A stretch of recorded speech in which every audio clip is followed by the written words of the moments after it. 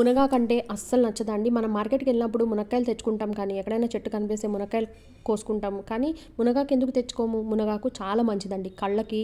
అలాగే మనకి దీంట్లో vitamin A, vitamin B6, magnesium, అలాగే ప్రోటీన్ కూడా చాలా బాగుంటుందండి. చాలా పుష్కలంగా ఉంటుంది. దీంట్లో పోషక విలువలు పోకుండా చక్కగా కమ్మగా ఎలా వండుకోవాలో చూద్దాం పదండి. ఒక బాండీలో నూనె తీసుకొని పోపు దినుసులు అయితే వేసుకొని, అలాగే గుప్పెడు వెల్లుల్లిపాయలు అయితే వేసుకోండి. అవి కట్ చేయొద్దండి, అలానే వేసుకోండి. ఒక ఉల్లిపాయ సన్నగా తరుక్కోండి. మరీ చిన్న చిన్న ముక్కలు అవసరం లేదండి, ఇలా మీడియం సైజు ముక్కలు అయితే సరిపోతుంది.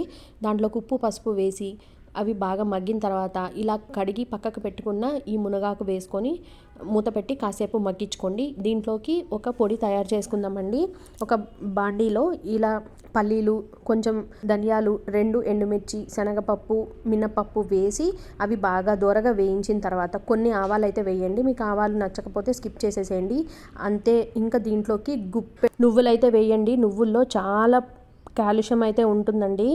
కంపల్సరీ ఇవి బాగా వేయించుకొని దోరగా అవి చల్లారిన తర్వాత ఇలా మిక్సీ పట్టుకొని పక్కకు పెట్టుకోండి. ఈలోపు ఇక్కడ మనకి మునగాకు అయితే బాగా మగ్గుతుందండి, దగ్గర పడుతుంది. అప్పుడు మనము ఈ పౌడర్ అయితే యాడ్ చేసేసుకోవాలండి.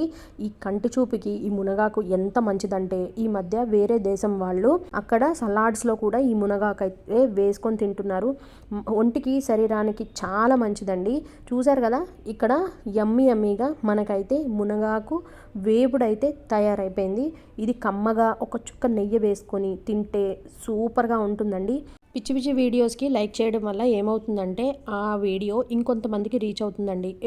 ఇన్ కేస్ అది బ్యాడ్ వీడియో అయితే ఆ వీడియోని మీరు లైక్ చేయడం వల్ల 10 మంది చూస్తారు. ఇలాంటి ఆహార పదార్థాలు మన ఆరోగ్యానికి మంచి చేసే ఇలాంటి రెసిపీస్ మీకు నచ్చిన వీడియోస్ని ఒక్కసారి లైక్ చేస్తే అది ఇంకొక 10 మంది చూస్తారు కదండి.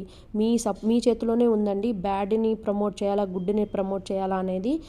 మీకు ఈ వీడియో ఖచ్చితంగా నచ్చిందనే అనుకుంటున్నాను. నచ్చని వాళ్ళు కంపల్సరీ డిస్లైక్ అయితే చేయండి. నచ్చిన వాళ్ళు లైక్ చేసి సబ్స్క్రైబ్